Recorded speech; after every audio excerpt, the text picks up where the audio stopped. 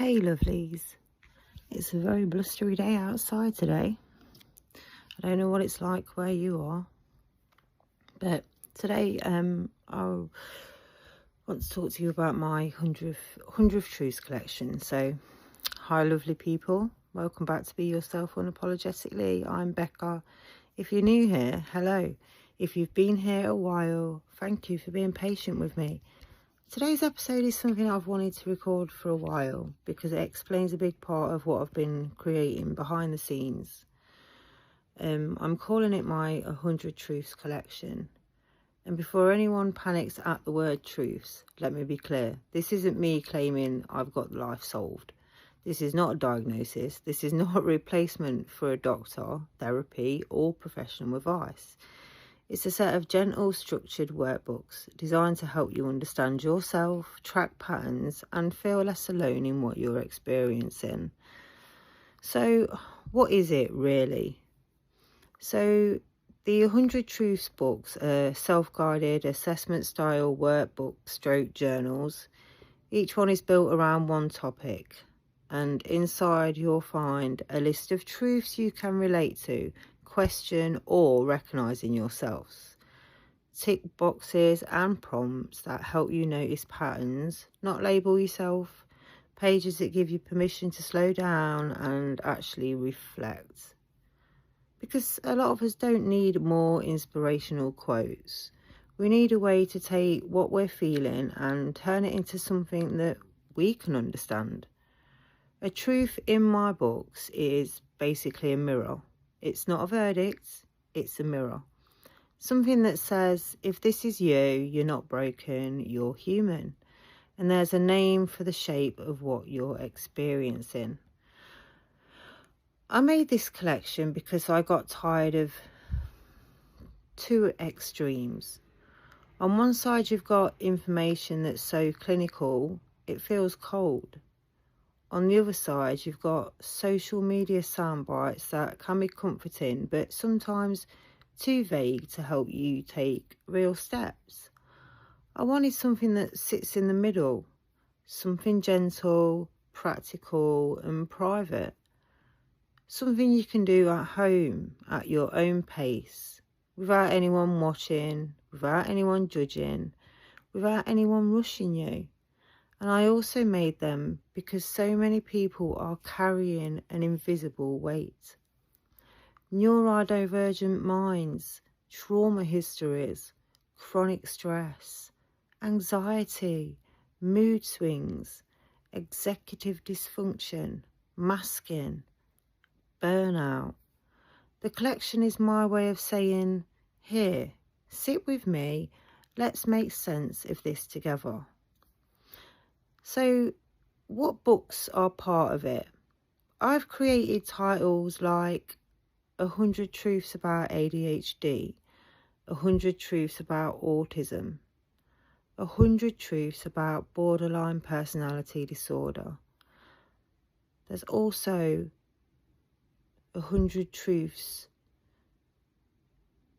and it's about crystals and using crystals to heal. The intention is to grow it into a full collection that covers many different experiences in a way that stays compassionate and grounded. Each book works the same way. You go through the truths, you tick what feels familiar, you write notes where it helps, you reflect without pressure. And I will apologise now. If there's printing errors, these are my first editions. They will be revised, and who knows, one day, if I become famous, then misprinted books, and I know what's happened, I've missed some spaces, might be worth a lot of money, so you never know. If you've already bought one, you could be holding on to a gemstone. But anyway, it's like building your own personal "this is me" map, but without having to explain it to anyone. So these books are for you if you've been Googling symptoms at 2 a.m, and leaving the internet feeling worse. You've been dismissed, misunderstood, or labelled too sensitive. You're waiting for appointments and you want something supportive in the meantime. You're already diagnosed and you want a structured way to track your experience. Or you love someone who's neurodivergent or struggling and you want to understand it better. But I say this gently. These books are not there to tell you who you are.